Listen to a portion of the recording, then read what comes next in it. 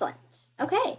So for our United Way of King County overview, I mentioned this on our very first slide, but our 4 focus areas are really around, again, education, but within that, early learning and supporting youth through our Reconnecting Youth program, financial stability, which includes our hunger initiatives, also our Bridge to Finish initiative, and then we also have an ending homelessness priority area, and that mainly operates through our Streets to Home and Jobs Connect efforts, and being able to really create this holistic support system for community members who need it. And we have what we call like cross-cutting priorities, really like our vantage point for how we approach our work. And that is looking at systems change, and really through our public policy advocacy efforts to not only be able to support the amazing work that organizational partners are doing a part of this larger nonprofit ecosystem to meet needs, immediate needs, but also thinking about from a policy perspective, how we can create structures and institutions that support long-term change. And with that, a real focus and grounding in racial equity, and finding, utilizing that lens and that skill set in the various approaches that we have for really moving the needle in these different challenges our community is facing. And emerging leaders, how does that kind of sit within this work? So Emerging Leaders 365 is one of our affinity programs, and it's really an opportunity to bring community together for shared learning, shared impact, whether that be through volunteerism like this event tonight, or through giving. And a part of the volunteerism pillar within that program are what we now are calling our month-long volunteer challenges. These are virtual opportunities for us to really come together and rally around one cause, to build community virtually, and to hear from experts around what are challenges, what are responses to those, and how we can work collectively together towards driving impact. And so for tonight, I'm gonna pass the mic over to Jake, who's really gonna talk about in response to COVID, how we have leveraged our leadership through our AmeriCorps program to really be able to meet community needs that have arisen as a result of that. And with that, I will pass it off to Jake. Awesome, thanks Nadia. So yeah, as Nadia was mentioning, AmeriCorps is a national service program that we utilize at United Way to do a lot of our direct service and capacity building work. So as you may know, at United Way, we are not doing a lot of that type of work, but we are working with other partner agencies in order to move work forward and really make sure that we are following our mission. But we say that AmeriCorps is kind of the boots on the ground, the hard work that gets the work done. And so I'm here today to just talk about a little bit about the program, give some insight and knowledge about it. And yeah, let's get started. So a little bit about me. Also, I wish I could claim that was my puppy, but my friend just got a new puppy and he's like 4 weeks old and he's so cute. But I am the AmeriCorps program coordinator at United Way. I started back United Way in September of 2017. I had completed 2 years of AmeriCorps myself. My first term of AmeriCorps was serving down in Sacramento, California. I was doing a program called the National Civilian Community Corps, in which I traveled around the Pacific coast with a team of 10 folks, really working with different nonprofits in order to get some of their programs built. It was more like hands-on experience. but yeah, it was traveling around working with a bunch of different nonprofits. And then I moved up to Seattle, and I applied to be the leader for our AmeriCorps team at United Way. So I was the street to home leader for our direct service team of 10 AmeriCorps members that were out in the community serving at different regional access points, making sure that we were supporting our ending homelessness work. And basically my role was to equip these members with the correct trainings, getting feedback about the programs, learning different stories about clients' experiences in order to get different funding and support different clients in the community to end our homelessness crisis. And now my role is a little bit different. So I work across some different teams. I mainly work around grant compliance with our Serve Washington grant, which is where AmeriCorps falls under. I lead different events for our community services team around ending homelessness. So I lead all of our resource exchange events. And then I also lead our AmeriCorps recruitment. So each year we have over 200 AmeriCorps members that serve through United Way. And right now we are in our major recruitment push. We're hiring for 85 members right now across some teams, which I will dive into right now. So just briefly going over the agenda for the next 30 minutes or so.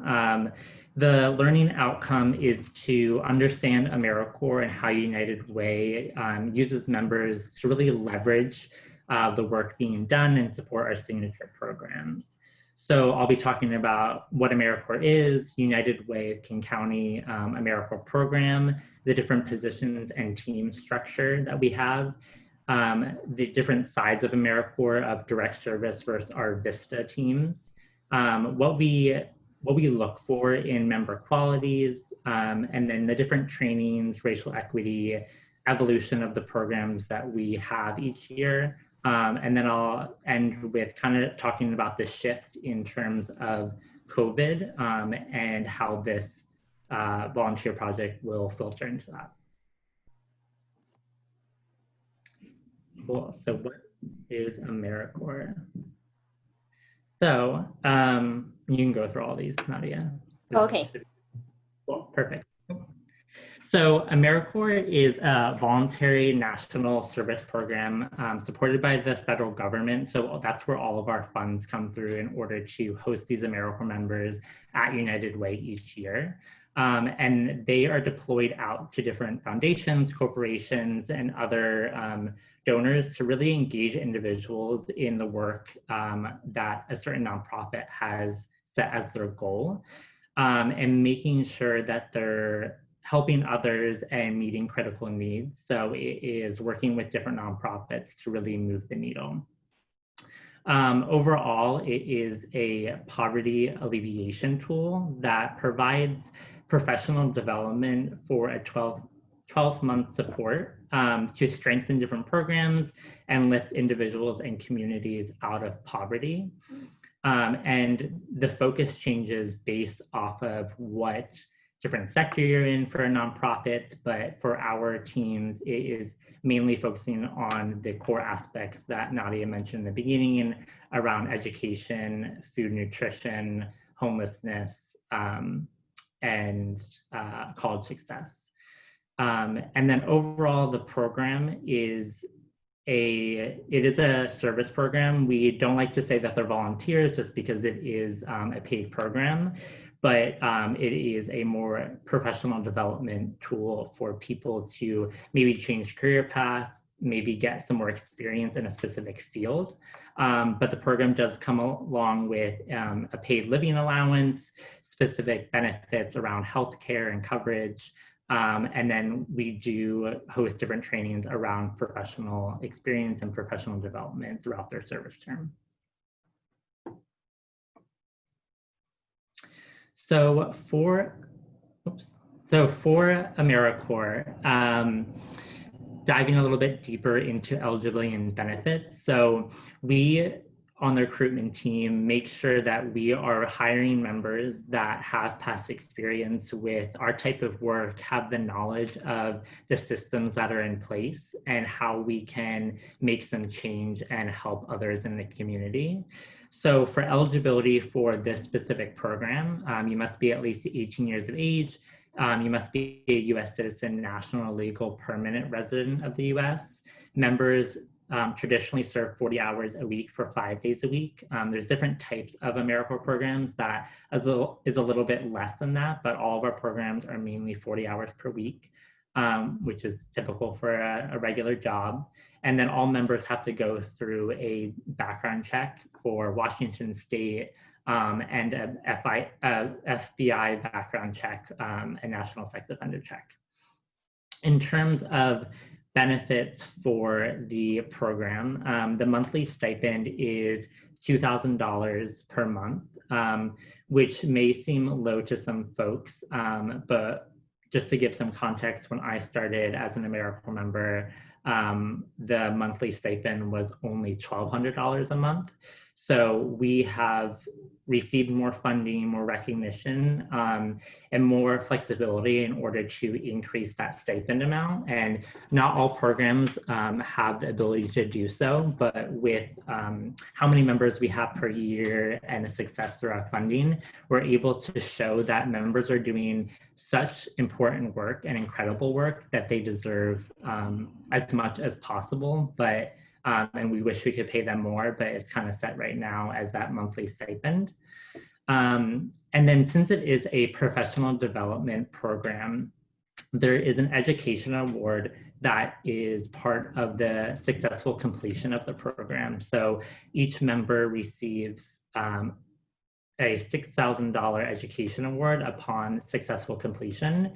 And that has also gone up over the years. And that education award can be used for going back to school. It can be used to pay off loans from college. You can use it to do a different track of learning another language, or some people use it for building up their skill set for other things. It's a really a good way to increase your success as a professional. Also throughout the program, you have loan deferment on a qualified student loans. Any interest that accrues during the program is paid off at the end of the service term. And then all members get health coverage, sick and personal leave, childcare assistance. We supply all members with an unlimited Orca pass. And then we have different trainings, skill building, and professional development days throughout their service term. Cool. So a little bit about our AmeriCorps program. So taking a step back, I guess everything that I just mentioned is pretty standard across the nation with AmeriCorps programs, except for that monthly stipend amount that I was talking about. That's a little bit more flexible per organization, but AmeriCorps is pretty set in stone based off of the requirements and the benefits, just because it is a federal program. But at United Way, we try to make it as unique as possible. So we're building these AmeriCorps teams around our major signature programs and making sure that we align it with our mission, that people have homes, students graduate, and families are financially stable. So we have members that are out on college campuses. We have members that are at regional access points or partner agencies working directly with clients. We have members in schools, members at courts, really all areas across King County, but mainly to support our different programs. And then there are direct service and VISTA members. So direct service is a client-facing role where members are serving a individual, a family, or maybe a student directly. They're taking case notes, almost like a social work position. And then the VISTA members, which stands for Volunteers in Service to America. These members are mainly the program coordinator or the capacity building members that are building the signature programs either at these schools, at these campuses, at these regional access points in order to expand the scope and also serve more clients. So we see that a successful site has both the direct service and VISTA members at them. As mentioned, we have over 200 AmeriCorps members per program year, and a chunk of that is 100 summer meals members, which we are wrapping up their service right now. And that looked a little bit different going into this summer due to COVID. So we called them the Hunger Corps AmeriCorps members, which were 100 service members working at different food banks, at the YMCA, at those regional access points that I mentioned to really support families when school's not in session. We also have internal and external positions. So we have around 10 members that serve internally at United Way, and they're really working on those signature programs and supporting members out in the community. And then the external positions are working with our partner agencies to allot different members to support their programs and the work that they're doing. Some of these positions may only last a year or two. Some VISTA programs, they last 3 years. It's mainly to start the process of building up a program until there is the stability to launch it with a more full-term basis. And especially since these positions only last a year, it's really seeing what can be done in that amount of time. And then we make sure that we connect with our pillar at United Way of focusing on racial equity. So all of this work has a racial equity lens that we build into it, and that we are training members on racial equity, especially when they're working with so many different clients out in the community, and that they are making sure everything is equitable within our programs and the clients that they're serving. And then the last part that is unique with our AmeriCorps program is the professional development tools that we build in. So having different trainings, which I'll mention a little bit later in the presentation, but getting all of our AmeriCorps members together, and since there are so many of them, making sure that they can collaborate as a cohort together. They can learn from one another. They can come back to us and say, hey, I'm working with this client, but I don't really know how to navigate it. Can I get some training around that? And we can work with them to kind of develop those skills that they're looking to get out of their service year. So, hey, Jake, can I ask a quick question? Yeah. I'm just curious from the audience, if you want to use your little raise hand icon, if maybe you've been in AmeriCorps or you know someone who is, just kind of wanted to get a scan of the room.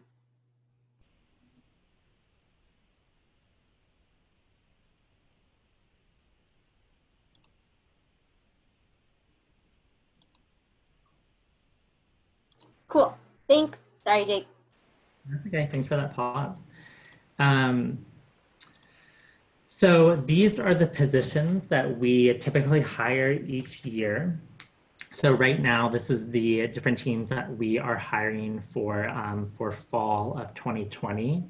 So we have our financial empowerment team, we have our benefits hub team, we have a VISTA leader that supports all of the members across teams to really make sure that members are being equipped out in the community. If they have any concerns or problems that are arising at their site, they can come back to this leader and help navigate anything. That's kind of the role that I led when I was a AmeriCorps member at United Way.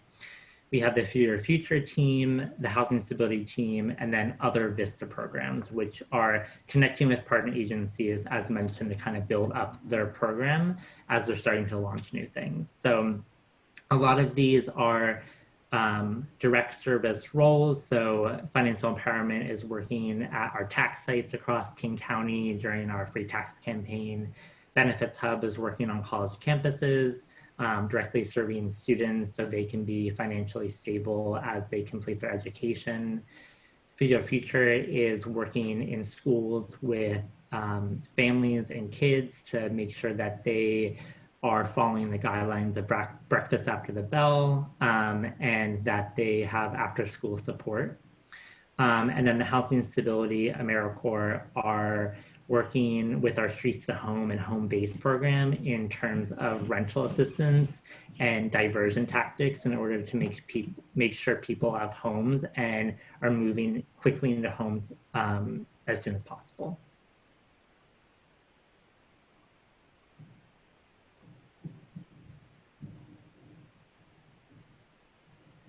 Okay, so diving a little bit deeper into what AmeriCorps is in terms of direct service and VISTA. So kind of diving into VISTA first. VISTA is the capacity building aspect of AmeriCorps, and it really focuses on systems level change. So these members are focusing on volunteer engagement, innovative poverty alleviation initiatives, sustainability, resource development, event planning, outreach. So it's kind of taking a step back and doing the behind the scenes work a little bit, but trying to move the program forward so it can get more traction, people know about it. So for example, members that are VISTA on college campus, they're trying to outreach to different faculty and staff or students on campus to let them know that Benefit Hub exists and it is a tool and resource that people can utilize in order to be financially stable. In terms of direct service, this is more hands-on assistance. So it's working with client collaboration and directly serving clients. So as mentioned, this is similar to a social work position. It can be a little bit more taxing, but these folks are usually those who can tell us those success stories, can tell us the issues that are happening in the system and what work we need to be doing in order to make people more successful, more financially stable, complete their education, all of that. So they're the ones who are implementing the program, so doing the direct service work, they're educating the community through events, through workshops, they're doing one-on-one interactions, and a lot of it is also outreach. So there's no really like fundraising part or, promotion of the position or the program, but it's a lot of how do we assist this client as quickly as possible and keep them on the right track.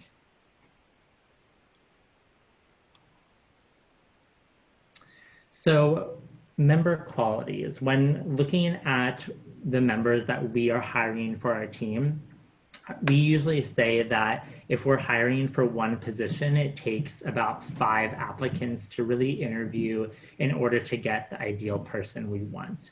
And we also say that we are looking at quality over quantity. I would say a few years ago when we were first getting a little bit more traction from the state and we were getting more positions to fill, we were viewing it as we need to fill as many of these positions as possible in a quick timeline. But then kind of over the past year or so, I've been taking a step back to really see that it makes the program better if we're having really high quality candidates and applicants and members rather than just filling the team with anybody who could do this job. So the qualifications we're looking for are really the entrepreneurial spirit, ambition, strong work ethic, a positive attitude, flexibility, problem solving, eagerness to learn quickly. A lot of these members don't have a background in the work that they're being involved with. That's why we do a really more intense training at the beginning. We bring members back together, encourage that collaboration. So we want to make sure we're hiring members who are really willing to put in the work, and that might be more than 40 hours per week, but they're making that systematic change.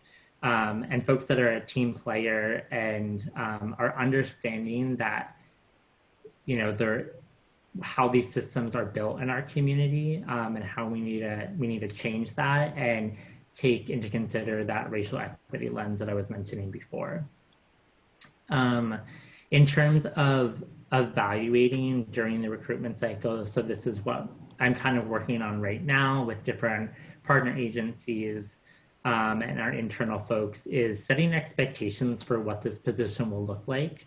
It is definitely intense. It's a lot of work for the year of commitment. So we want to definitely communicate realities to the folks that are doing this work. Which is why I'm so excited for this volunteer project, because we get to show that affirmation and, awareness that they are doing such hard work and people are recognizing them. We want to make sure that we're doing behavioral interview questions. We're focusing on racial equity questions and how we're connecting racial equity to the specific focus of their team. And then making sure we're doing reference check, we're setting high expectations, and we reiterate our top goals and our key criteria for what the year is expected. Because as United Way, we have big goals, we have goals we want to fill, and the members, as mentioned, they're the boots on the ground, they're actually implementing this work. So we want to make it clear to them that we all want to work together to meet those goals that we have set.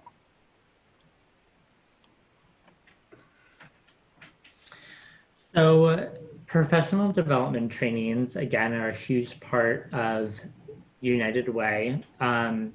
We have a 2-week orientation at the beginning of each team's service term. So this is a more intense full-day training to really get them equipped for when we send members out in the community. After that 2-week orientation, members tend to come back to our office. In a perfect world, now we host these trainings virtually every Friday or so, just to get a little update of what's happening out in the community and the work that they're doing. But during this 2-week orientation, we're pulling in different staff from partner agencies, from campuses, from the experts in the community that can really help train these members and be a resource for them throughout their entire service term. Another training is our racial equity that we have at least 2 times per year. We have it at the beginning of their service term, so we make sure that members are entering their work with a racial equity lens. And also they're just focusing on the work at an equitable standpoint. And then we have a second training either halfway or towards the end of their service term to pull in the first training, but also the work that they've done in between and seeing what more can be done, and maybe share experiences where they had to, train others on racial equity or use this lens in order to move the work. We also have AmeriCorps Career Days 2 times per year. And this is when we pull all of our members together, both direct service and Vista, to ask them, what do you want to be doing after your AmeriCorps term of service if we are really viewing this as a professional development experience, service term, service year. So we have resume building workshops, we have cover letter, we have how to pitch yourself, you pitch your program, talk about the work you're doing. So it's kind of conference style, full day, career day that we usually have in the fall, and then another one in the spring.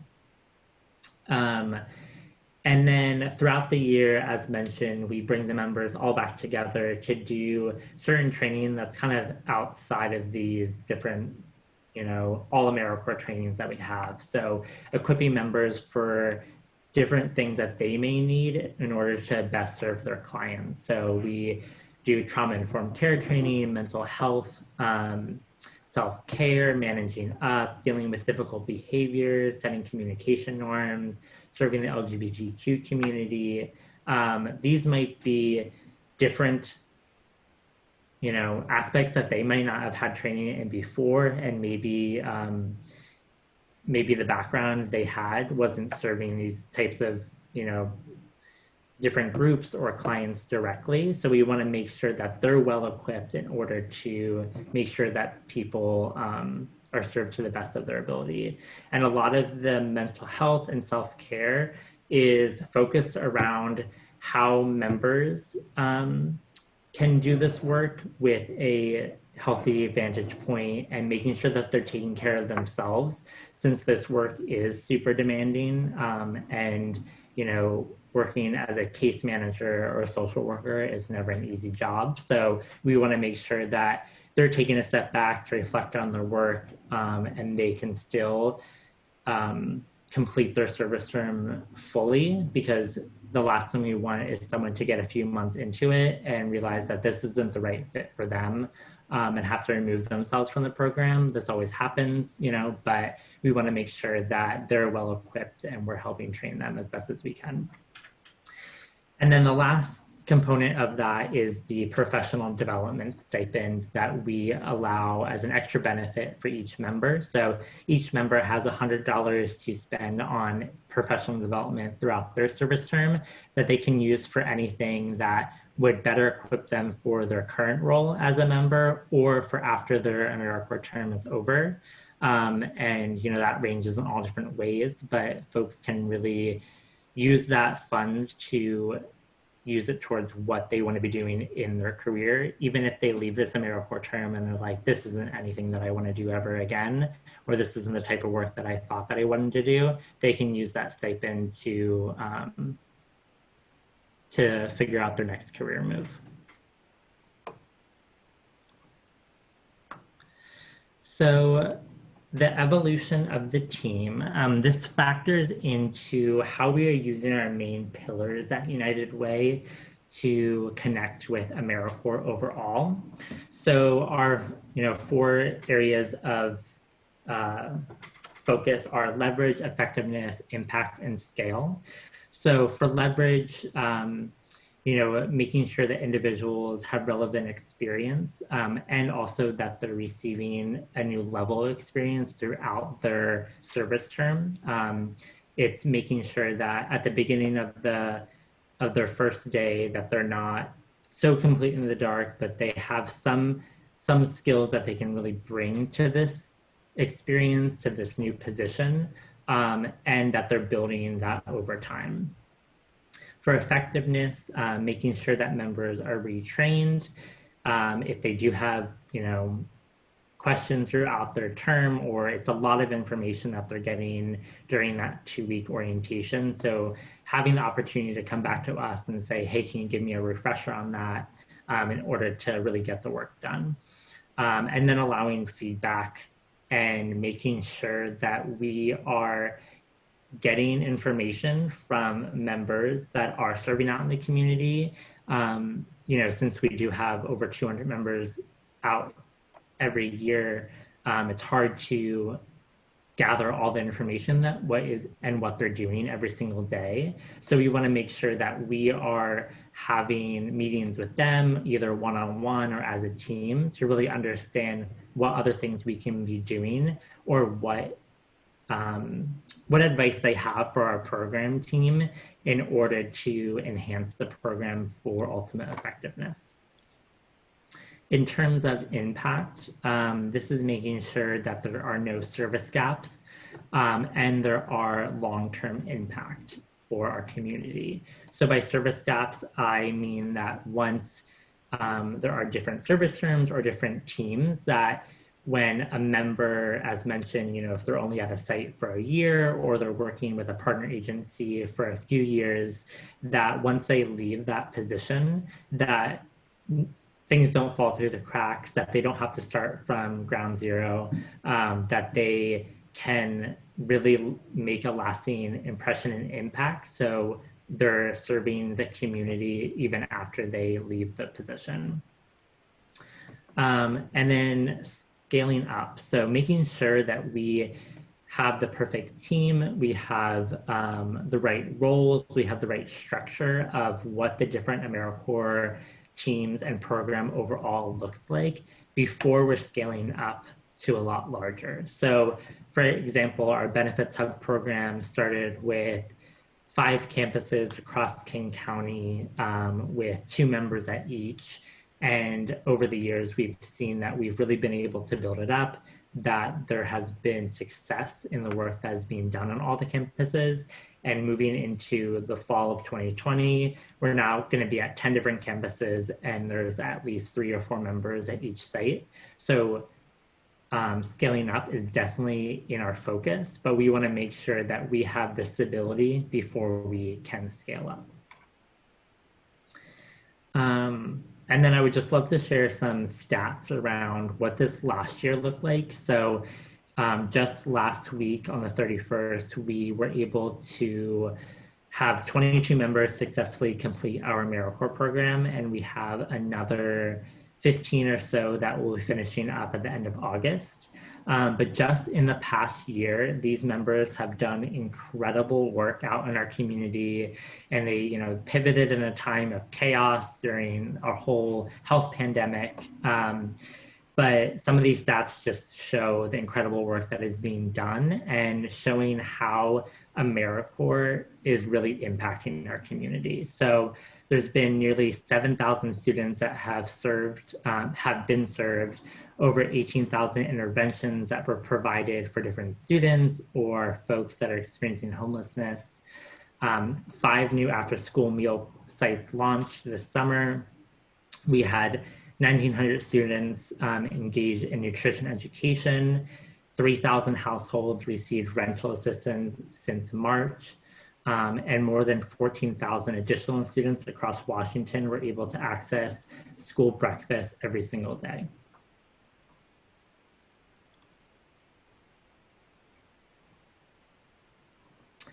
So these are some of the members that are serving out in our community right now, just to touch upon how, this volunteer project factors into, AmeriCorps and also times of COVID.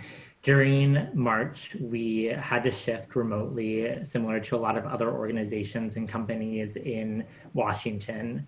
And that was also the start of our VISTA members. So we had around 15 AmeriCorps members on the VISTA team start in March. And 2 days before their orientation that was supposed to be in person, a full week long, we had to shift virtually and train all these members in a different capacity. But all the members are still with us now. They've been super successful, and we're super grateful for the work they've been able to do from their home and still build these programs and really support the work and stay engaged. And then in May, we had the launch of our Hunger Corps team. So that's what a lot of these members on the screen are serving, different meals out in the community and shifting to some in-person service. So all of our members that were serving at the time in March, they moved remotely.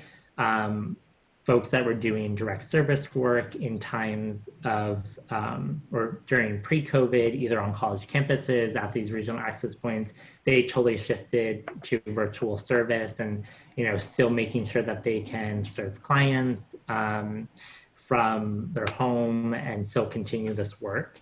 But these Hunger Corps members, they're the ones that are out in the community at different food banks, at the YMCA, at these regional access points to really connect with families and kiddos in the community who are at home right now. And folks might be having to spend a little bit more on groceries since everyone is at home. Maybe their SNAP or food benefits haven't increased or covered all of the costs. This is a way that our AmeriCorps program can really support the members out in the community. So this volunteer project, I'm excited to really affirm and show our appreciation towards these members as they're doing such hard work every single day. So that is the end of me rambling about AmeriCorps, but I would love to open up to any questions that folks may have about the program or the work that we're doing. And feel free to write it in the chat or get off your, or get on your mic.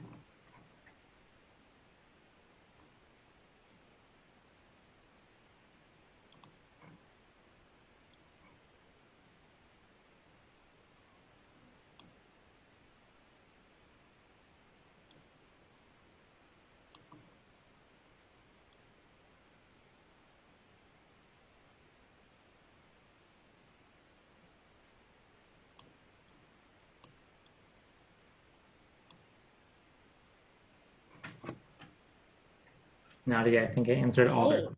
Oh, sorry. No, go ahead. Okay, great. Thanks, Jake. All right. Well, we are just wrapping up. I wanted to show, we want to just go through a couple more slides as you all get started on writing your thank you cards. Jake, we really appreciate you the time giving us some more context, really setting the stage for folks to understand the amazing work that our AmeriCorps members are doing so that as you write these cards, you can really just have that background knowledge in your messaging. So for a little bit of instruction for next steps.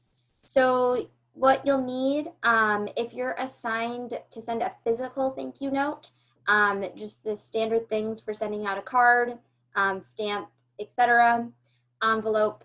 And if you are assigned to send a virtual thank you note, we will be providing, again, the email addresses, and you can consider getting more creative. We've hyperlinked in your volunteer packet of instructions, different virtual e-cards that you can send to folks. So feel free to use any of those free services as well. And in terms of just like breaking down what this process will look like, so each of you will be assigned 5 thank you notes to an essential worker.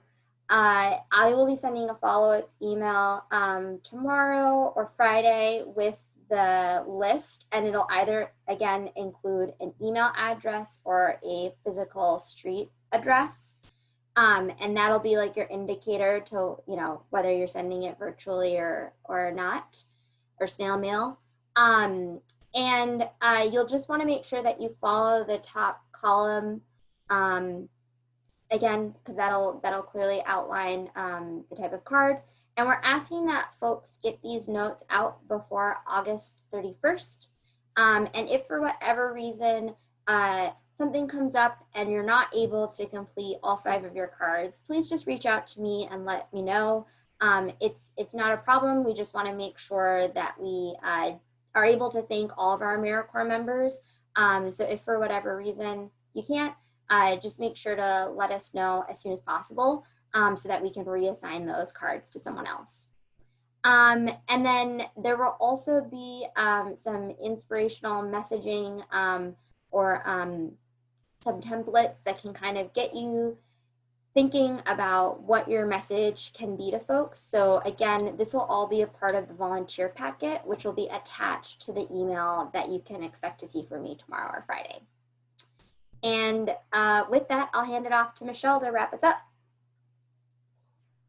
Thank you, Nadia, and thank you so much, Jake, for your presentation about AmeriCorps.